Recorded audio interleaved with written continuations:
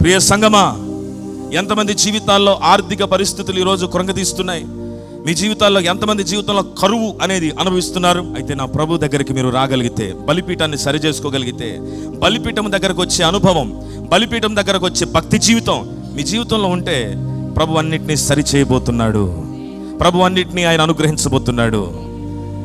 ఇశ్రాయేలు ప్రజల జీవితంలో ఏలియా మాట్లాడుతున్న ఈ దశలో ఆర్థిక స్థితులు బాగోలేదు, కరువు అలమటించింది, కరువు అంతటా ఉంది, భయంకరమైన పరిస్థితులు వారు అనుభవిస్తున్నారు. అక్కడ నిలబడి ఇప్పుడు అంటున్నాడు, ప్రజలందరికీ ఒక పిలుపునిస్తున్నాడు, ఒక ఇన్విటేషన్ పంపించాడు, రండి బలిపీఠం దగ్గరికి. ఇక్కడ తెలుసుకుందాం, ప్రభు దగ్గర ప్రార్థన చేద్దాం, ప్రభు యొక్క పాదాలు పట్టుకుందాం, ప్రభు దగ్గర నేర్చుకుందాం. ఇశ్రాయేలు ప్రజలు లోకంతో రాజీ పడిపోయి, బంధాలతో రాజీ పడి, విశ్వాస జీవితంలో రాజీ పడి, భక్తి జీవితంలో రాజీ పడి 50 సంవత్సరాలు గడిచి, దావీదు మరియు సొలొమోను తర్వాత చాలా భయంకరమైన పరిస్థితులు వారి జీవితంలో తలెత్తాయి. అలాంటి సమయంలో ఇశ్రాయేలు ప్రజలు 50 సంవత్సరాలుగా రాజీ పడుతూ జీవిస్తున్న జీవితం, 50 సంవత్సరాలుగా సరైన భక్తిని నిలబెట్టుకోలేకపోతున్నారు. సరైన ప్రార్థన జీవితం వారిలో లేదు. 3 సంవత్సరాలుగా ఏం లేదు, వర్షం లేదు. No rain for 3 years. 3 సంవత్సరాలుగా వర్షం లేదు.